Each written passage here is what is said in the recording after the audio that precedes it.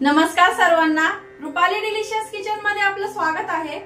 आज आपण असा झटपट होणारा मेदू वडा बघणार आहोत। झटपट होतो, इन्स्टंट, पीठ आंबवायची गरज नाही किंवा तांदूळ भिजत टाकायचे नाही का काहीच नाही, एकदम इन्स्टंट होतो। खावेसे वाटले का लगेच करायचे गरम गरम मेदू वडे। तर मग चला साहित्य बघूया आणि रेसिपीला सुरुवात करूया। 1 वाटी रवा घेतलाय, जिरं, चिली फ्लेक्स, चवीपुरतं मीठ, कोथिंबीर, हिरवी मिरची। तर आपण आता आणि या सोबत खायला मेदू वड्यांसोबत खायला आपण एक चटणी पण करणार आहोत, खोबऱ्याची चटणी। तर तिचं पण साहित्य बघून घेऊया। खोबरं घेतलंय, फुटाण्याची डाळ असते ना चिवड्यातली ती घेतलीये, थोडीशी कोथिंबीर, लसूण 4 ते 5 पाकळ्या, 2 हिरवी मिरची, अर्धा इंच आलं, फोडणीसाठी आपल्याला कढीपत्ता आणि जिरं पण लागणार आहे, चवीपुरतं मीठ घेतलंय। एकदम झटपट होणारी रेसिपी आहे, स्किप न करता संपूर्ण बघा। आपण ज्या वाटीने रवा घेतलाय त्याच वाटीने आपल्याला इथं पाणी टाकून घ्यायचंय। 1 वाटी रवा घेतला का त्याला 1च वाटी पाणी टाकायचंय। तुमचा रवा कसा आहे, बारीक आहे जाड आहे, त्यानुसार तुम्ही पाण्याचं प्रमाण ठरवा। मी बारीक रवा घेतला इथं आणि आपल्याला रवा भाजायची वगैरे काहीच गरज नाहीये। आता जे साहित्य घेतलंय आपण ते इथे टाकून घेऊया।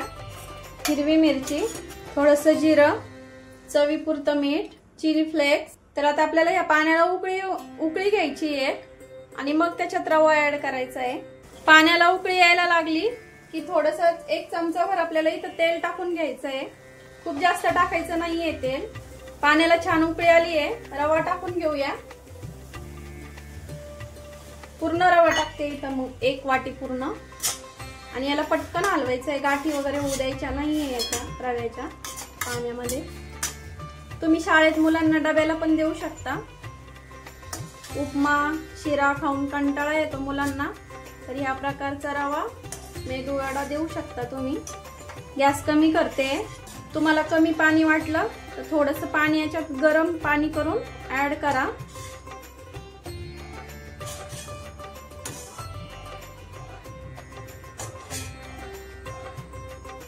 आता झाकण ठेवून घेऊया। आता 2 मिनिटांसाठी झाकण ठेवून घेऊ आणि खूप जास्त शिजवायचं नाही आपल्याला, तोपर्यंत आपण चटणी करून घेऊया। आता चटणीसाठी खोबरं, हे जे सगळं साहित्य घेतलेलं आहे तुम्हाला दाखवल्याप्रमाणे ते सगळं इथं मिक्सरच्या भांड्यात टाकून घेणार आहे आणि चवीपुरतं मीठ ते पण टाकणार आहे इथंच।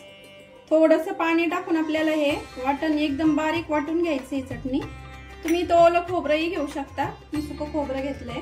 चटणी आपली रेडी आहे। आता आपण तडका देऊन घेणार आहे, त्याआधी आपण आपला रवा बघूया कसं झालंय। 2 मिनिटं झाली आहेत, तर बघू शकता किती छान असा फुलला आहे। आता गॅस बंद करते मी आणि थंड करायचं आहे आपल्याला याला। आता तोपर्यंत थंड होईपर्यंत आपण चटणीला तडका देऊन घेऊया।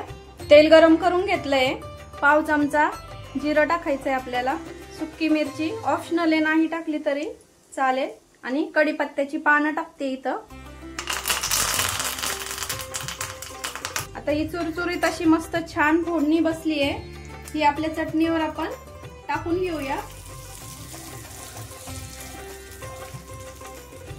फोडणीचा असा खमंग सुगंध सुटलाय, सगळ्या घरामध्ये असा अरोमा येतोय, मस्त खमंग चुरचुरीत अशी फोडणी बसली आपल्या चटणीला। आता तेल गरम करायला ठेवते, आपलं मिश्रण पण थंड झालं असणार आहे। आता तेल गरम करायला ठेवलंय, तोपर्यंत आपण आता हे छान असं मळून घ्यायचंय, कोमट कोमट असतानाच असं एक घट्ट गोळा तयार करायचा आहे आपल्याला याचा। इथं गोळा करून तयार आहे इथं। आता आपण आता याचे वडे तयार करून घेऊया।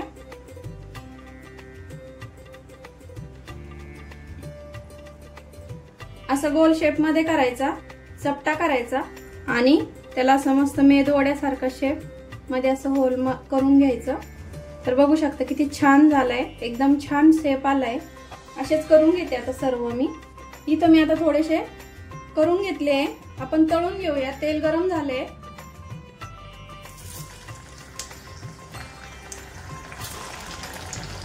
कढईत जेवढे बसतील तेवढे आपल्याला इथं वडे सोडून घ्यायचे आहेत। आता